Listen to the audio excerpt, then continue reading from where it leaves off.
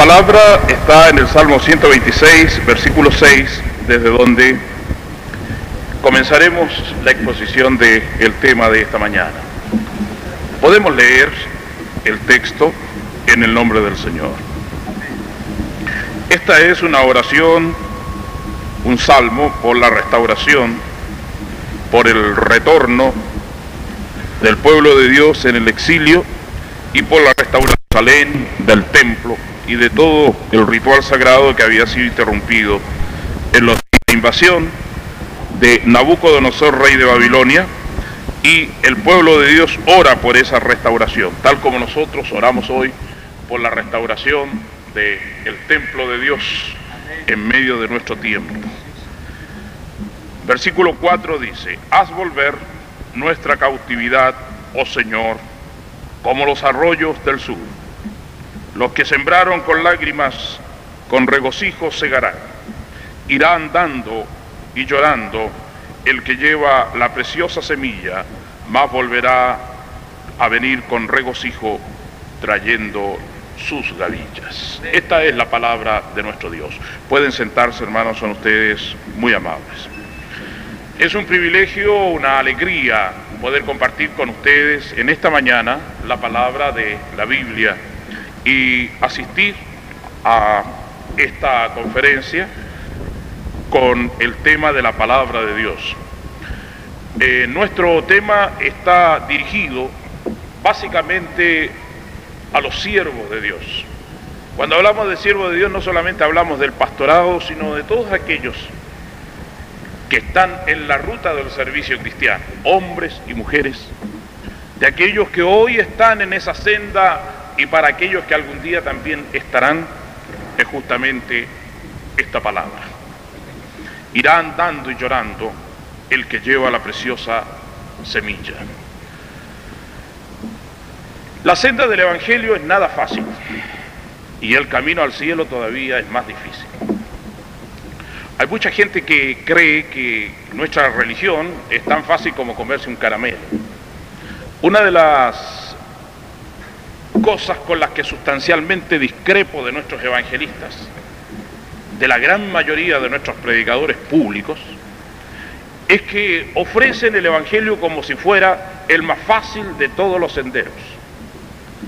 Tan fácil como obtener un crédito a largo plazo o como comprarse algún artefacto eléctrico o algún mueble con las facilidades que todo el mundo pueda dar.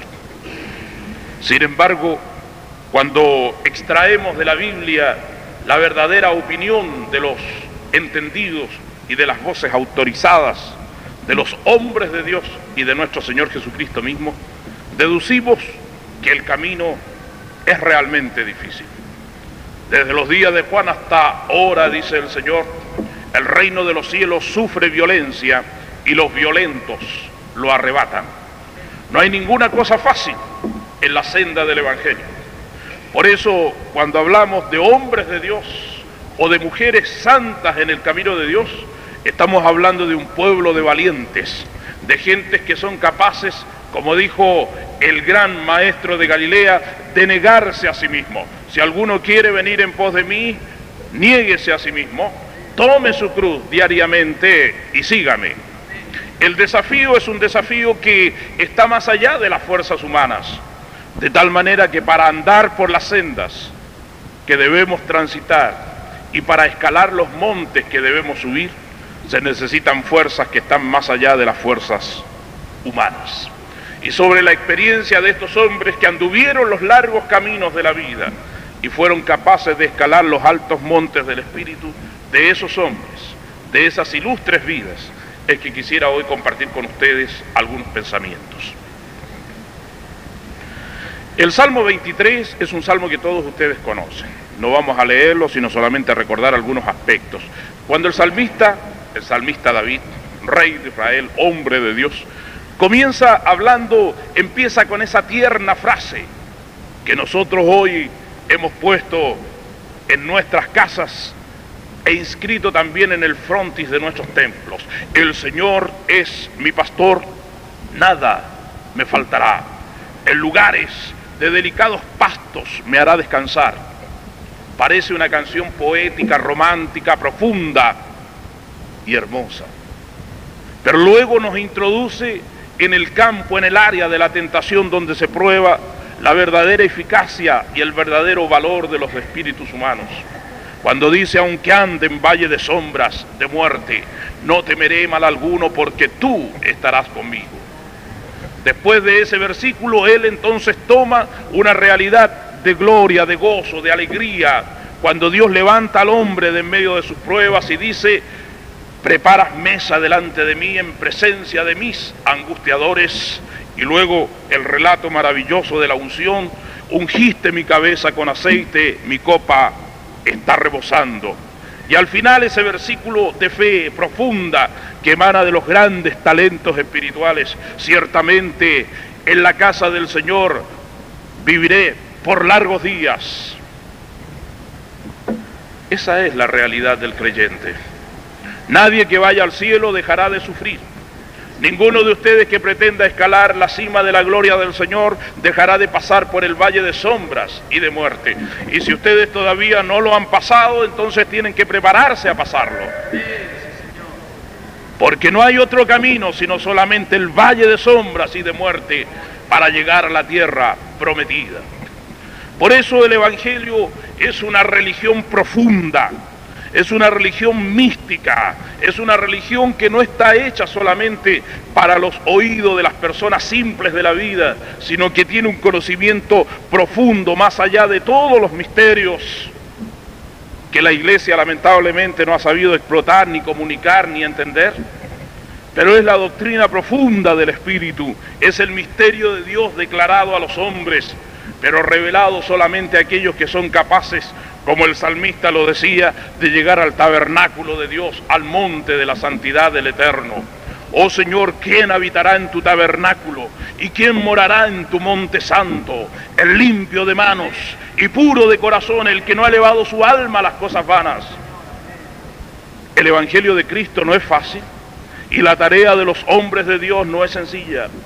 Y en esta tarea titánica, en esta labor que es labor de ángeles realmente, de formar la iglesia, de forjar a los hombres, es una tarea para los pastores, para los líderes de la iglesia.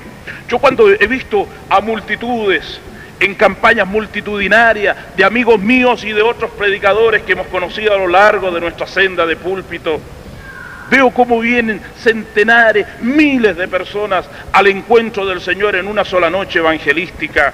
Siempre me quedo con esa pregunta que palpita dentro de mi vida, de toda esta gente que logramos con nuestra red extendida en el océano de la vida, ¿qué es lo que vamos a sacar como resultado para presentar como fruto de alabanza delante de Dios? Cuando se convierten 1.000, 2.000, 5.000 personas de una sola vez. Cuando vi, por ejemplo, en el Estadio Nacional de mi país, cuando vino Jimmy Swaggart a predicar la palabra del Señor, esa avalancha de público que pasa, me pregunto de toda esa gente, ¿cuáles son los resultados? El hombre, el siervo, el hombre que esté capaz de sufrir, el hombre que sea capaz de morir por la causa de su fe, la gente que se entrega con pasión, sacar de allí la joya que realmente algún día lucirá en la diadema del Hijo de Dios, como alguien canta en una canción nuestra. Lo difícil que es sacar de esa multitud que se convierte a Dios un solo hombre que realmente entienda el camino del peregrino, el camino del hombre de Dios sufriente, que esté dispuesto a encarar todas las tareas y capaz de triunfar y llegar a la meta. Porque muchas gentes se sienten llamados, pero hoy lo que necesitamos son escogidos, obreros calificados, no maestros que hacen todo pero que no hacen nada, sino que gentes técnicas dotadas por el Espíritu de Dios con capacidades espirituales profundas, hombres que ministren dones, poder de Dios, autoridad del cielo. Necesitamos ese tipo de gentes en nuestras congregaciones. Y uno de los grandes problemas de nuestras iglesias es que carecemos de líderes ungidos, de gentes que tengan pasión.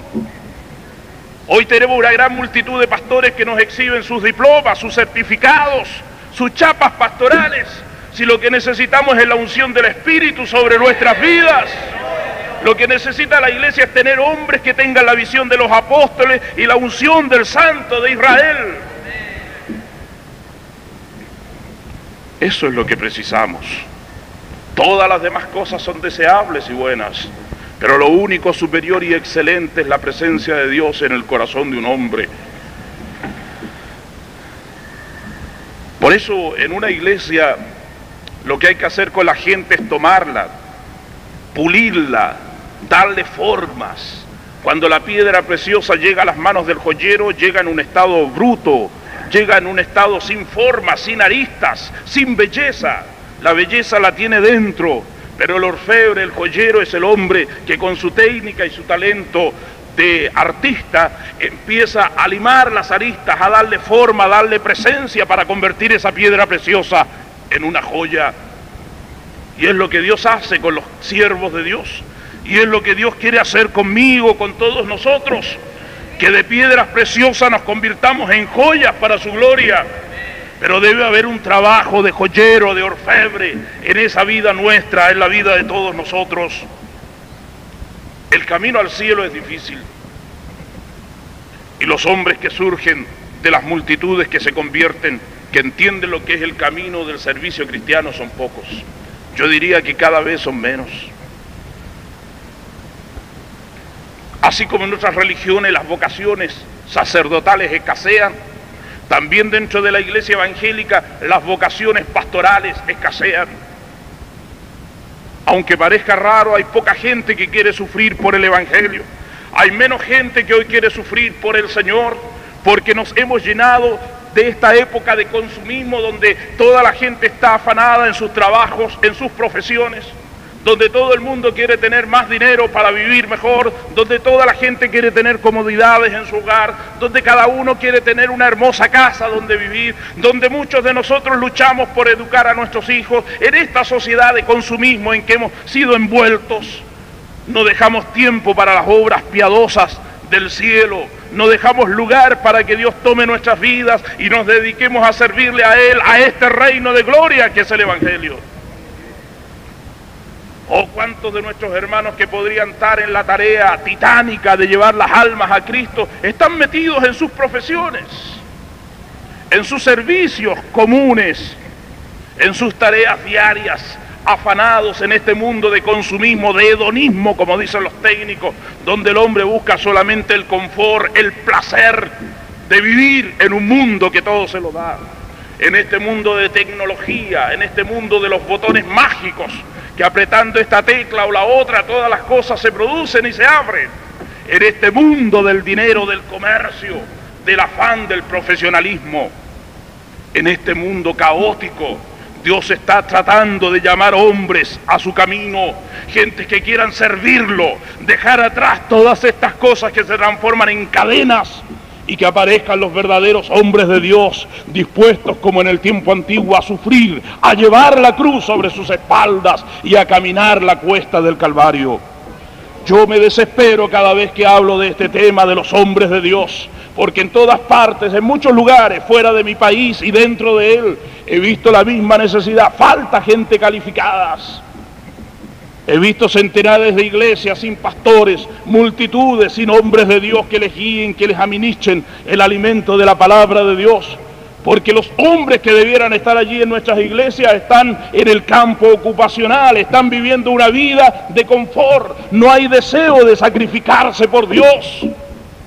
Y cuando leo esta palabra del salmista, irá andando y llorando el que lleva la preciosa semilla, me encuentro con que hoy hay menos hombres que lloran y sufren por llevar la palabra de Dios adelante, y hay más cómodos, más tranquilos, más gentes que viven una vida reposada, sin sacrificarse para nada, pensando que de ese modo llegarán algún día al cielo. Yo les digo una cosa, que nos hemos vuelto cobardes, nos hemos vuelto cómodos, nos hemos vuelto mediocres. Falta gente que sufra por la cruz de Cristo. Aleluya.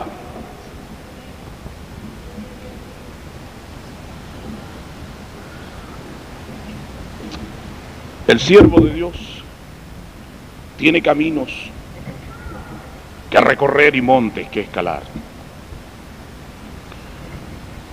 Un hombre que quiera llegar alto en la senda de Dios debe recorrer primeramente el camino de Damasco, ese camino de Saulo de Tarso. Cuando en un momento de la vida Saulo de Tarso se convierte en Pablo, el apóstol de los gentiles. Ese momento crucial cuando el hombre y Dios se encuentran cara a cara. Cuando el hombre impetuoso, arrogante, cae abatido delante del esplendor de la gloria del Señor.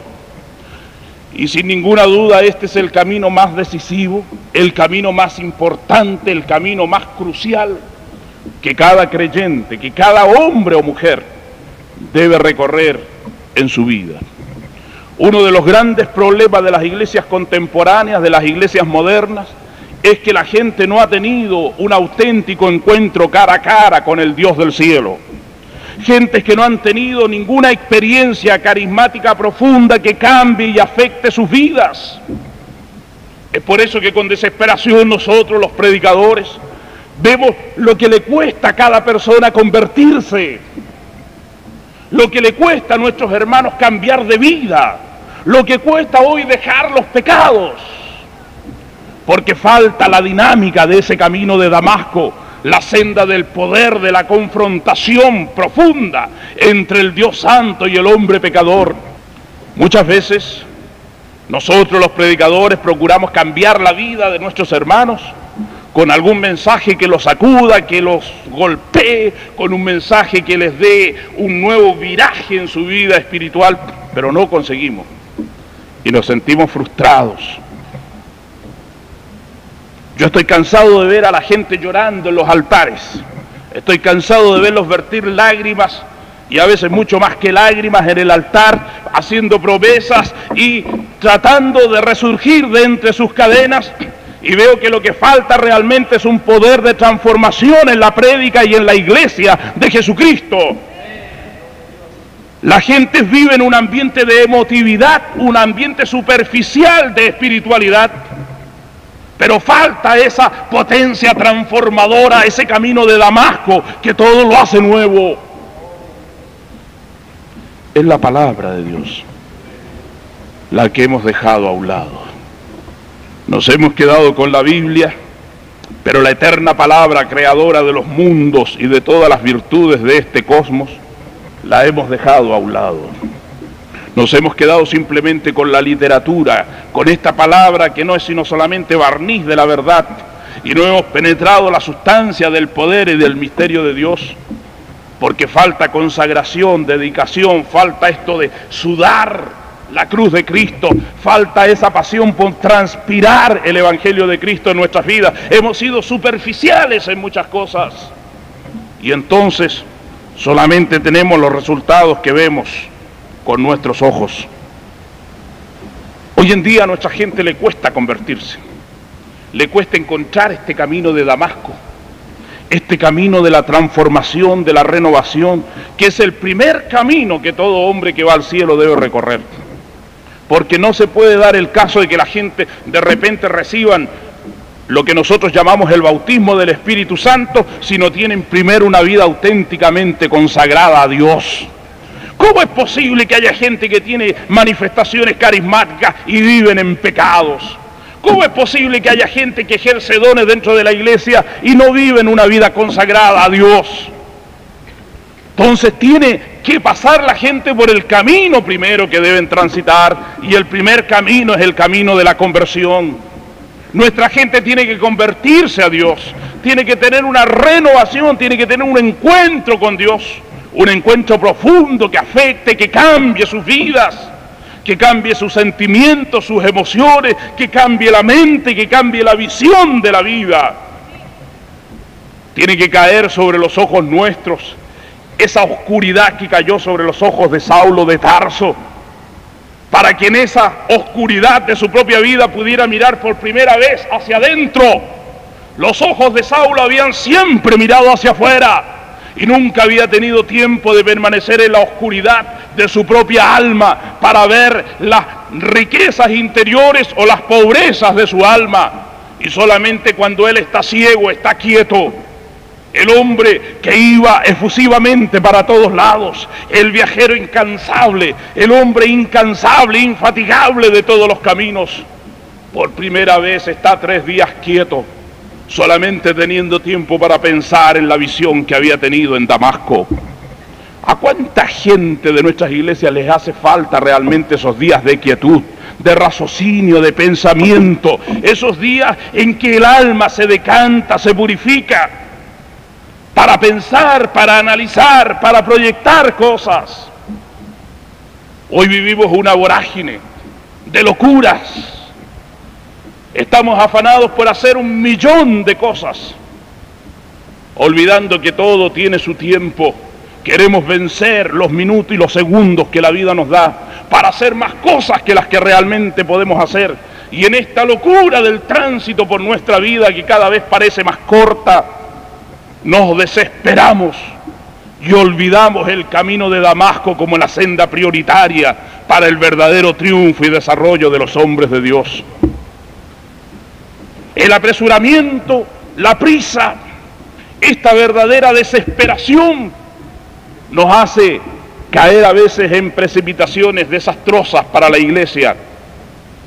Y en esta prisa tomamos a gentes que no están calificadas, a personas que no tienen capacidades, a hombres y mujeres que no tienen unción ni talento, y los ponemos entonces en la obra del Señor sin ninguna autorización espiritual, simplemente porque nos pareció, simplemente porque se nos ocurrió, simplemente porque lo encontramos nosotros adecuados. Pero que no nos vaya a pasar como le pasó a Samuel, o como le pasó a Isaí y a sus hijos, que ellos pensaban que alguno sería el rey de Israel, pero Dios había elegido a David, el que estaba cuidando las ovejas, que no tenía ninguna apariencia ni ninguna posibilidad de ser rey. Sin embargo, Dios había mirado a ese muchacho para levantarlo en el trono de Israel. Y cuando fue presentado, todos se quedaron con la boca abierta, porque pensaban de que él era el menos indicado. Sin embargo, Dios no mira el corazón que los hombres ven, sino mira lo interior del hombre. Las apariencias físicas a Dios no le interesan. Saúl era el hombre más alto de todos los ejércitos de Israel en aquel tiempo, y tal vez David el más pequeño de todos los pastores de Israel. Sin embargo, Dios había visto el corazón de ese hombre pequeño para sentarlo en el trono de su pueblo. Pero nosotros, con nuestras prisas, ni siquiera nos cercioramos, nos aseguramos de que nuestra gente transite primero el camino de Damasco, la senda de la conversión.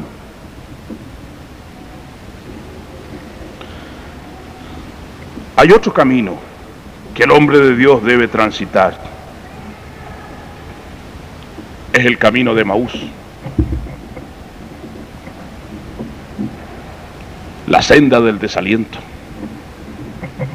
el camino de la desesperanza, el camino donde la fe se ha perdido. Cuán poca gente sobreviven cuando transitan por este camino. He visto a multitudes desertar, y yo he sido uno de los predicadores que con más fuerza he dicho esa frase de que Chile es un país de descarriados, de gente que están fuera de la iglesia. Dios, y nadie más que para Él. Oh, decimos, a Él sea la gloria. Por eso hoy más que nunca necesitamos que los siervos de Dios sean capaces de abandonar el camino de Jerusalén y tomar el camino de la cruz, el camino del Calvario, de la muerte, del desafío. Porque no hay camino más mentiroso, irreal, ilusorio, transitorio, pasajero que el camino de Jerusalén. Como Cristo, cuando enfrenta la ciudad pecadora, dice: oh Jerusalén, Jerusalén, tú que matas a los profetas y apedreas a los que te he enviado, cuántas veces quise juntarte como la gallina junta bajo sus alas sus polluelos, y no quisisteis.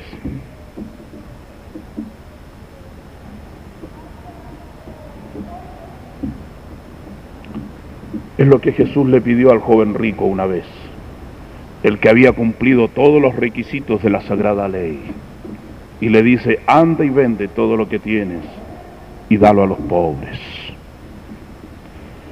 Hay gente que no tiene nada salvo su vanidad.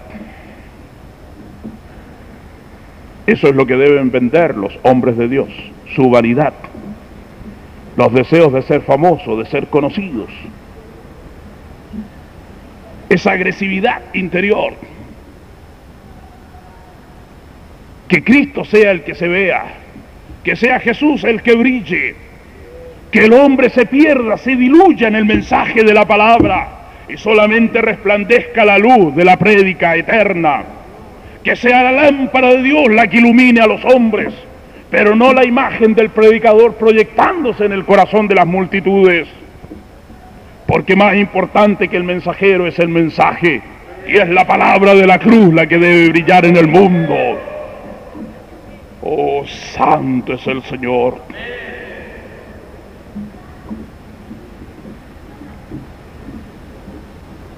Y hay montes que escalar. El monte de la tentación, el monte Tabor, que es el monte de la revelación, y el monte del Calvario, que es el monte de la muerte y de la cruz. El monte de la tentación es el monte que todo hombre de Dios debe escalar primero que ningún otro monte, tal como Jesús, luego del bautismo, llevado por el Espíritu al desierto, para sufrir cara a cara la tentación del mundo. El hombre es tentado en tres frentes, y la mujer también: sexo, fortuna y vanidad, que es el orgullo. Jesús fue tentado por el diablo en esos tres frentes, y principalmente en el frente del orgullo. Si eres hijo de Dios, demuéstralo. Si eres hijo de Dios, demuestra entonces que tirándote del pináculo del templo los ángeles vendrán y te salvarán. Y si eres hijo de Dios, pero siempre la palabra de Jesucristo fue fuerte, la palabra de los profetas, la palabra de la ley, la eterna palabra de Dios, que silenciaba la boca del infierno cada vez. Y al final, la oferta del diablo delante de la cual tantos líderes de Dios han sucumbido, la oferta del poder, de la gloria, de la potestad sobre las multitudes e indefensas. Si postrado me adorares, toda la gloria de las naciones del mundo te las concedo. ¿Cuántos hombres de Dios han doblado delante del diablo sus propias rodillas cuando el diablo les ha ofrecido este tipo de bienes? Pero un hombre que vaya camino al cielo tiene que entender que el monte de la tentación es distinto y que tiene que renunciar a todas esas cosas triviales de la vida para, con el discernimiento de Dios, distinguir lo real de lo irreal, lo transitorio de lo eterno, lo falso de lo verdadero. El monte de la tentación es un agudo monte, es el monte más difícil y es el monte más cruel de todos.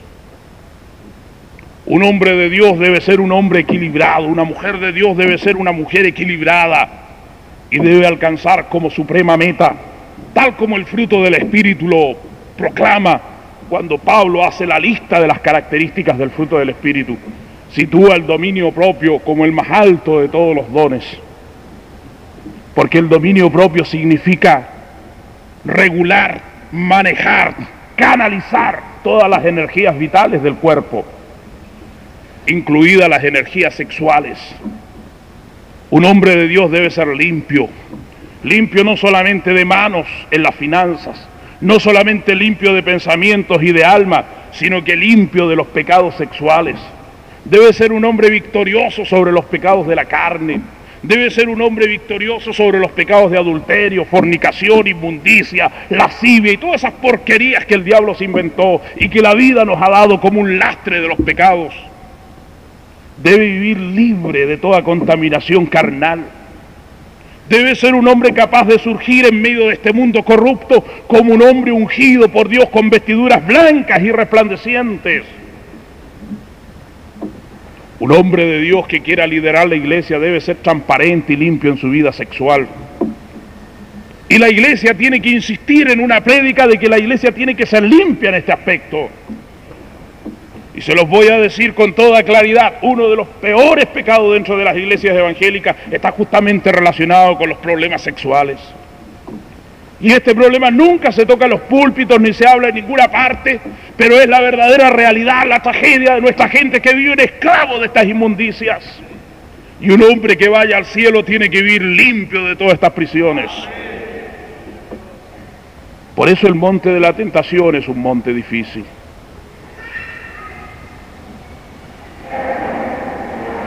Es difícil rechazar a Betsabé. Es difícil decirle no a Salomé, que con su baile cautivante te seduce. Pero el cielo vale más que Betsabé y más que Salomé. Oh Dios, aleluya. El monte de la tentación es el monte que está lleno de cadáveres de muchos que intentaron la cumbre pero fallaron. Pero el Hijo de Dios nos dio la capacidad de vencer por su palabra. Cuando la palabra de Dios es realidad en el corazón de los hombres, en el monte de la tentación solamente nos damos cuenta que tan hondo ha calado el Evangelio en nuestras vidas. Porque es por la palabra de Dios que tenemos victoria. Es su palabra la que nos hace vencedores. Por su palabra silenciamos el infierno. Por su palabra tapamos la boca de los leones. Por su palabra callamos el infierno. Aleluya. Porque frente a la tentación estamos desnudos.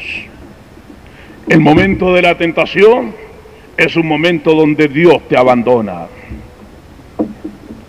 donde Dios te deja, donde Dios te suelta, donde solamente lo que has podido asimilar en tu vida es lo que está frente a esa tentación que como un monstruo gigantesco te desafía y te hunde. Soy David, que simplemente tiene unas piedras del arroyo y una honda en su mano frente al gigante monstruoso de Goliat con una espada increíble que me desafía a la muerte. Pero cuando nos enfrentamos a la tentación, vamos con la misma palabra del rey de Israel, que grita en su alma: yo no vengo en mi nombre, sino que vengo en el nombre del Señor de los ejércitos. ¡Aleluya! ¡Oh, gloria a Dios por su palabra! ¡Oh, bendito el Señor! Es la hora de la tentación, donde solamente tenemos victoria por la fuerza de su palabra. El monte de la revelación, ese monte que todo hombre de Dios debe subir algún día, que es el monte del conocimiento, el monte de la inteligencia, el monte de la gran gnosis, del conocimiento supremo, de la revelación suprema, del verdadero y auténtico conocimiento. Es Cristo el que nos lleva de la mano por ese monte sagrado que tan pocos hoy quieren escalar. Porque la gente nuestra se han entretenido en otras cosas. El apóstol Pablo, cuando hace la lista de los 9 dones de la iglesia, hay muchos más, pero él elige 9, sitúa el don de la sabiduría como el último de todos en su larga lista. Aunque comienza con la palabra de sabiduría indicando la importancia que tiene, deja al último la interpretación de lenguas y el don de lenguas. ¿Quiere que les diga una cosa? En nuestras iglesias nosotros nos hemos quedado con los dones de menor valor.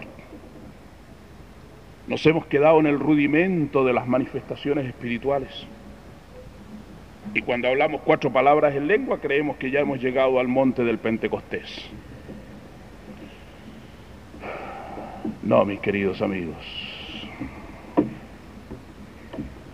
Por eso el monte de la revelación es un monte donde se penetra solamente en la santidad del alma. Cuando el monte de la tentación lo hemos pasado y nos descubrimos a nosotros mismos que estamos calificados para tareas superiores, será el mismo Jesús el que nos tome con su mano de poder y nos traslade a la cumbre de ese monte de la revelación, donde miraremos cara a cara su gloria y su poder. La iglesia necesita conocimiento, la iglesia necesita formación Es lo que Dios grita por su profeta. Mi pueblo pereció porque le faltó conocimiento. La iglesia hoy fracasa porque falta instrucción, porque falta conocimiento de la palabra de Dios. Misericordia quiero y no sacrificio, y conocimiento de Dios más que holocaustos. Oh, la iglesia hoy se entretiene simplemente en los holocaustos y en los sacrificios a Dios, pero le falta misericordia y conocimiento de Dios en el alma.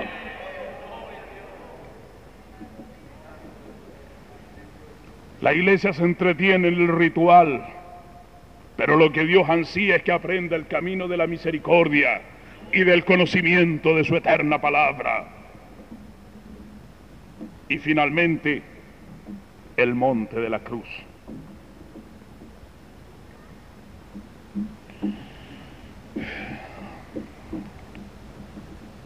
Cuando cualquiera de nosotros haga la ruta entre Santiago y la ciudad de Mendoza,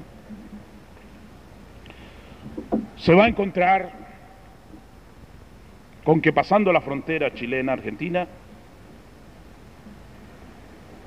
a unos cuantos kilómetros de la cumbre de América, que es el monte Aconcagua, al lado mismo de la ruta hay un cementerio. Es el cementerio de todos los que intentaron llegar a la cumbre de la Aconcagua y murieron. Hay de todos los países allí. Y cada vez que encuentran los cadáveres de alguno que todavía no ha sido encontrado, lo toman y lo ponen en ese cementerio que está junto a la ruta entre las dos ciudades. Yo he pasado tantas veces por allí, y cada vez que paso por el cementerio de los que intentaron la cumbre, me recuerdo de muchos que han querido llegar hasta la alta cumbre del Calvario y no han sobrevivido al desafío. Cuando Jesús da sus promesas, sus altas promesas de recompensas, las da solamente a los vencedores. Los 7 mensajes a las 7 iglesias de Apocalipsis son definitivos. Al que venciere, yo le daré. Al que venciere, yo le daré. Al que venciere. No a los que intentaron vencer, no a los que quisieron vencer, no a los que intentaron la victoria, sino a los que alcanzaron la cumbre, los que vencieron. Este no es un camino para los que intentan cosas, este es un camino para los que logran la meta. Este no es una senda para los tipos que tienen buenas intenciones, porque el camino al infierno está pavimentado de buenas intenciones, de los que quisieron cambiar, de los que quisieron hacer grandes cosas, pero no terminaron haciendo nada, de los que quisieron alcanzar altas cumbres, pero no alcanzaron ningunas. El infierno está lleno de gente que tuvieron buenas intenciones. Por eso el camino de la cruz es un camino distinto y diferente. Es cuando el hombre decide su muerte en el mundo, su muerte en sus deseos, su muerte en su vanidad, su muerte en sus objetivos. El hombre se niega a sí mismo y toma entonces el camino del sacrificio y de la cruz, el camino de la abnegación, el camino del misterio divino, el camino donde entiende y aprende lo que significa la vía crucis del Maestro, no como en las películas proyectadas por la televisión o el cine, donde presentan a un artista que encarnando, personificando más bien la imagen del Hijo de Dios, toma una cruz y es puesto sobre el monte del Calvario.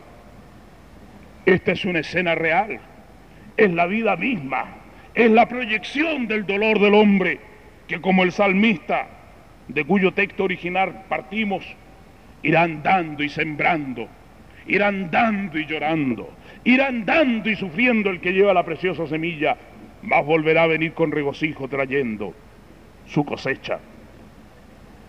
El monte de la cruz es un monte difícil de escalar, es el monte de la muerte, es el monte del dolor, es el monte de la soledad. ¿Quién quiere tomar su cruz? y seguir al Señor. Cuando nosotros oficiamos el memorial, el ritual de la cena del Señor, le decimos a la gente, esto es, citando las palabras del Evangelio, mi carne y esto es mi sangre. Y todos nosotros nos aproximamos al altar procurando tener un momento de comunión más íntima con el Maestro. Pero ¿sabe lo que significa el memorial? Es que yo tengo que asumir hoy el sacrificio que Cristo asumió. Tengo que vivir la noche de la traición de Judas. Tengo que vivir el oprobio de los sacerdotes del mundo que me acusan falsamente. Tengo que vivir el abandono de mis discípulos que me dejan solo. Tengo que tomar mi cruz y subir al Calvario. Tengo que revivir la pasión de mi Maestro hasta cuando Él venga algún día.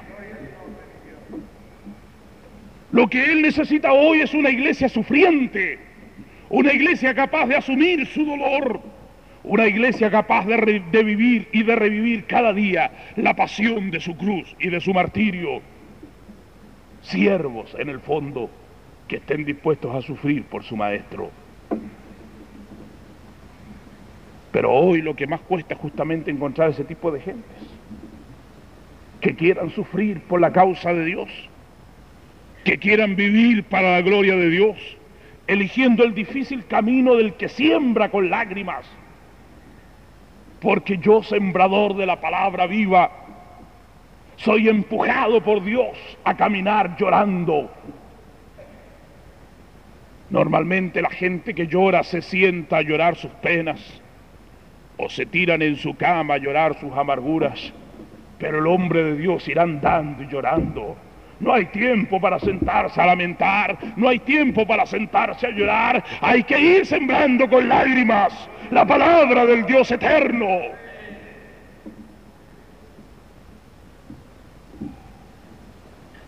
En un par de ocasiones, caminando por las calles de mi país, he visto una o dos o tres veces a personas llorando por la calle.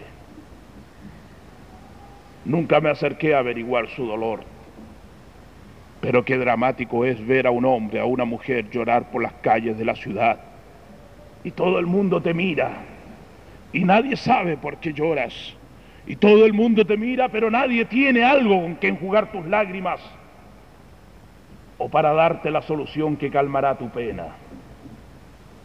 Así va el hombre de Dios por la vida.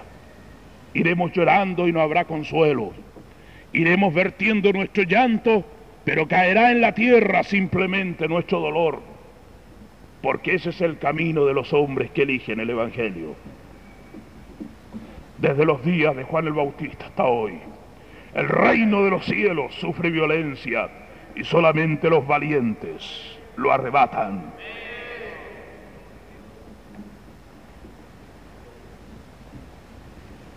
Al final de este tema, solamente la experiencia de tres hombres, Samuel, Elías y Jeremías, que nos grafican la verdadera dimensión del dolor de los hombres que sirven a Dios y de la manera como Dios recibirá algún día a sus heraldos. Samuel, en un momento de su vida, confundido y amargado por el fracaso de Saúl, a quien Dios había desechado ya por haber desobedecido a su eterna palabra, y más que nada por haberse entronizado en el lugar donde solamente la gloria de Dios correspondía. Lleno de dolor, el profeta Samuel llora delante de Dios día y noche, hasta un momento cuando Dios se cansa de las lágrimas del profeta y le dice: Samuel, ya no llores más por Saúl, a quien yo he desechado. Y ahora viene la frase, le dice: levántate, llena tu cuerno de aceite y ven.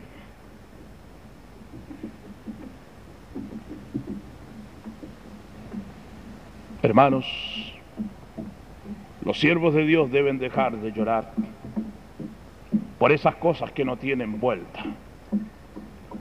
Lo que debemos hacer ahora es llenar nuestro cuerno del aceite del Espíritu de Dios y seguir nuestro camino de peregrinos por la vida, derramándolo sobre los hombres que han sido ungidos por el poder de Dios, y que el aceite de nuestro cuerno simplemente sea la confirmación de la obra de Dios sobre sus vidas. El caso de un Elías, que en el monte del Carmelo contempla la gloria de Dios, el desafío que él ha propuesto a los sacerdotes de Baal, encuentra eco en la poderosa respuesta de Dios sobre su holocausto, y lleno de ese triunfo y de ese aplauso que dan las grandes victorias, el hombre se siente henchido y levantado como líder en medio de su pueblo. Pero solamente un día más tarde, opuesto en el lado de la muerte y de la persecución, tendrá que entender lo terrible que es ser perseguido, abatido, incomprendido y humillado. Hasta el momento que clama, tal como lo dije hace un rato: Dios mío, mejor me es la muerte que la vida. Sin embargo, Dios a ese profeta desesperado, desesperanzado, que solamente él lucha frente a los elementos de la adversidad, Dios le dice esa frase de gloria: yo me he reservado todavía 7,000 hombres que no han doblado su rodilla delante de los Baales. Y Dios le dice: come y bebe, porque mucho camino te resta todavía que caminar. A Elías le parecía bien el monte del Carmelo, pero lo que Dios quería es que llegara hasta el monte de Oreb, que es el monte de la santidad de Dios. Y finalmente, el caso de un Jeremías, para mí, el más grande de todos los profetas. El hombre que a los 20 años de edad es llamado al ministerio, siendo un muchacho. Tal vez muchos de ustedes tengan 20 años acá, o un poco más.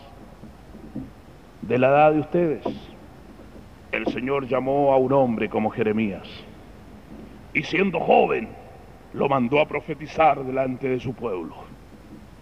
La autoridad de Jeremías no emanaba de su edad, sino que emanaba de la unción de Dios sobre su persona, de la promesa de Dios que le dijo: yo estaré contigo para defenderte, lucharán contra ti pero no te vencerán, y tú hablarás la palabra que yo te dé. Un Jeremías que durante los 40